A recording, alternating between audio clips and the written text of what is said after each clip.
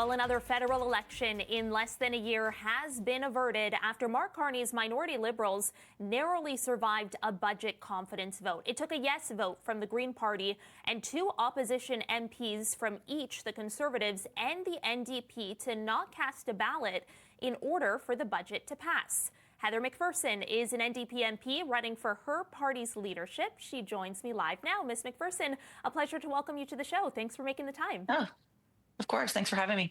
You voted last night against the budget because the NDP said that it wanted to see an investment budget. Can you be specific about the investments that the government is making in this budget to the tune of a $78 billion deficit that you take issue with? Yeah, I mean, listen, at a moment in time where Canadians can't afford their groceries, where housing is unaffordable for almost all Canadians, this budget didn't meet the moment. It just didn't. You know, Mark Carney less than 6 months ago, or whenever the last election was, promised more than twice what he put forward in this budget for housing. Huge cuts to services Canadians depend upon. The loss of 40,000, jobs in the public sector, which these are the folks that make sure our veterans get the care they need. These are the folks that make sure, our meat inspection happens, our CRA is available, people can get the services that they depend upon. All of those jobs being cut means that Canadians won't get the services they need. To say nothing of the fact that there were cuts to services for Indigenous people across this country, including Indigenous children, and frankly, I mean, even our stance in the world, huge cuts to international development funding as well. Really, investing in the wealthy and not investing in Canadians, and that's why I couldn't vote for this budget.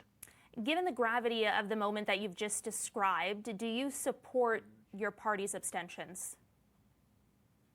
Listen, it wouldn't have changed anything, but I can tell you one thing. When I was back in my riding in Edmonton, when I travel across the country speaking to Canadians, one of the things that we heard over and over and over again is that, well, Canadians did not like what was in this budget. They did not want to see an election. They did not want an election, a week or two before Christmas. So for us, I think, I could not vote for this budget, but I respect my colleagues who abstained. I know that no party wants to be the party that sends Canadians to an election, but I do have to ask, how do you respond to NDP voters and others who view your party's abstentions as performative and perhaps as for your own political preservation, given that the NDP is objectively not really in a position to contest an election at this time? What do you say to them? Honestly, the seven of us that were elected in the last election, we were elected during a wave election. I would be able to go to an election today. I mean, that's not a problem for me, for my constituency, for my riding association. But I will say for Canadians, that was something that they didn't want to do. And so, yeah, the Conservatives had some people that abstained as well. We had people that abstained. But ultimately, this sits on Mark Carney's shoulders. It was his job to ensure that he had the support of the House. Our party voted against this budget because he did not earn the support of New Democrats, and that's his job. So yeah, he got a mulligan on this one, but he's going to have to work very hard and start to recognize that he is actually governing a minority parliament. He's governing with requiring the help of other parties. He's not shown that willingness to work with others, and I think Canadians were very clear. They sent a minority parliament back to the House of Commons because they wanted us to work together. They wanted us to work to help get through what is a very, very dangerous economic time for many Canadians across this country. And yet the Mark Carney government got the support of your party indirectly through those abstentions. Listen, the government is going to be able to move forward with this budget. That's absolutely true.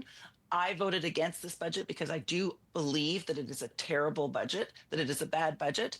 But like I said, politics is tricky because nobody wanted an election. Nobody wanted to go to the polls. That's something that Canadians made very, very clear. So we acted like the grown-ups in the room. We did what we could to prevent an election. At the same time, making it very clear to Mr. Carney that what is in this budget is not sufficient. It is not the help that Canadians need. And so now my job as an opposition member, I mean, I'm not the government. My job as the opposition member is to go into the House of Commons every single day and push this government to do the things that Canadians need. You know, there's very little in this budget for climate change and for conservation. There's very little in this budget that will concretely help. But if you want to see things that are in there, you know, there are tax cuts for the wealthy. They've taken away the digital sales tax, which is billions of dollars that should have come to Canadians, but instead we're giving back to the tech bros that run the big web giants across this country. So I'm going to keep pushing this government. I'm going to keep demanding that they do the things that Canadians need. That's my job as an opposition member of Parliament. Okay, Heather McPherson, I have to leave it there. I'm out of time. Appreciate you taking the time for the conversation this morning. Thanks so much. Thanks so much.